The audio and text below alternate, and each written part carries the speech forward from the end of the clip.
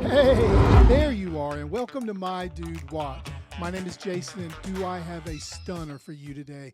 I'm told this is the gold standard for jump hour complications. One thing's for sure, we will find out. Okay, you know the deal. Grab a snack, pull up a chair, and let's talk watches.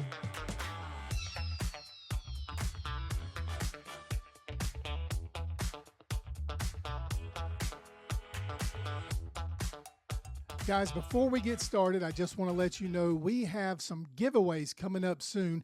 In order to qualify for this, all you have to do is be subscribed. If you've not yet done so, don't worry, you still have time.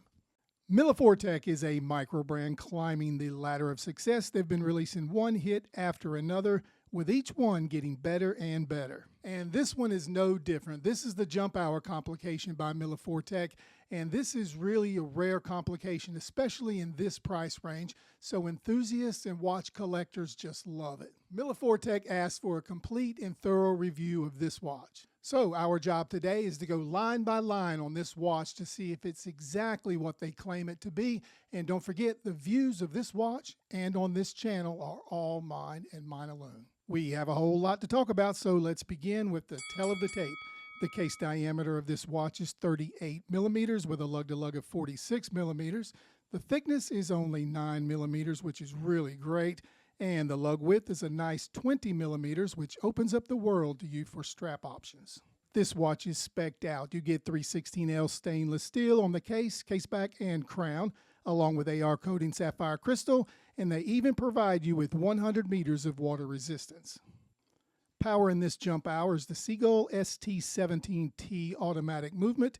This one possesses a single sweeping hand that jumps the hour every time it circles the dial. I normally begin with the case, but today we are rolling with the dial and movement. For anyone not familiar with a jump hour watch, you won't find the hands on this dial that you are used to. There is the minute hand as you would expect, counting along in sequence, and below that, just above the 6 o'clock position, is the seconds hand. So how do you tell time when there's no hour hand? The answer is quite simple. That's not a date window at the 12, it's the hour indicator. Unlike normal movements, the hour doesn't creep along or slowly sweep the dial. Instead, it jumps forward the instant the time changes at the top of the hour.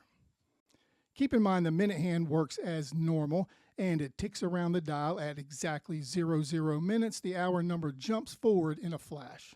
The time you are looking at here is 8:45. Now it's 9:15, and so on and so forth. I realize Milfortic isn't the first one to use a jump hour, but I have to tell you, it's hard to beat their price and the quality of this movement. This watch has the Seagull ST17 movement, as we discussed earlier. It's been in production since 2001. It's a steady movement with about 40 hours of power reserve. It's got a beat rate of 21,600 beats per hour. It's reliable and trustworthy. Most jump hours cost several times the cost of this one. For example, IWC utilizes a jump hour, as does Cartier, Meistersinger, and Bulgaria Genta. What do you guys think of this dial? To me, the dial is striking, and part of its charm is the minimalistic design. I like the railroad minute track around the furthest outer edges of the dial. The small seconds hand just around the 6 really grabs your attention as well. I like how the hour window, which is just under the 12, has integrated the aperture to help with your time focus, and here is a closer look at that. The dial, with its enameled yellowish cream surface and the reddish pink numerals, adds a vintage appearance from decades past. The result is a clean traditional jump hour design. Then consider the oversized polished minute hand and the burnt blue seconds hand, and guys, it all just works. It achieves the refined results they were going for, and it allows this dress watch to be worn as a daily watch as well, if you so choose. Okay, let's look at the case. Here from the side view, you can see the flanks. The workmanship is really nice, maybe even a little more refined than you would expect at this price point. The crown is unsigned, which is a little disappointing, but certainly not a deal breaker. Here you can get a good look at the lugs as well and how they turn down. That's a really nice touch. Flipping the watch over, you can see the screw down case back.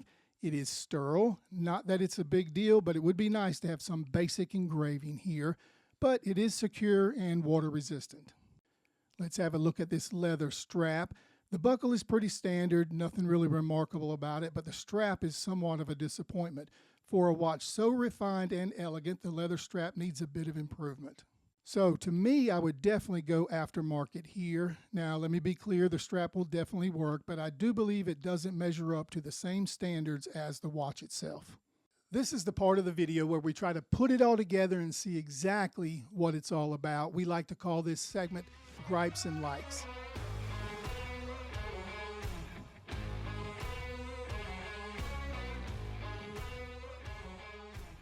We will begin with the gripes. Number one, the strap. It's not that it's a bad strap, it just does not measure up to the quality level of the rest of the watch. I believe this watch deserves a better strap. Number two, the loom. Ultimately, it's not a big deal, but there is no loom on this watch, and I was hopeful that it would have. Number three, and I realize this is nitpicking, but the crown and the case back are unsigned. Now the likes. Where do I even start? There's a lot to like about this watch, but we'll start with the star of the show, and that is the Jump Hour Complication. What a unique way to tell time. Number two, the aesthetics. That awesome movement is surrounded by clean lines, vintage colors. Milfortic blends a mid-century design with a modern appeal. That dial is both stoic and distinguished.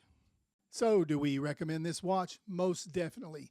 To be able to get a Jump Hour Complication in this watch for around $110 is insane value.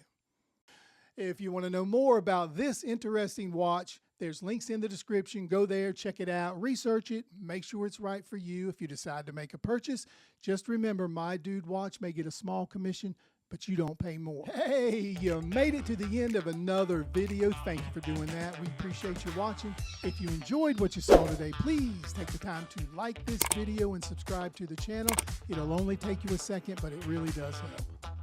Okay, I've been told to wrap it up, so we will close the show. But thanks again for watching. My name is Jason with My Dude Watch, and we'll see you again next time. But wait, don't forget, dudes can't be late.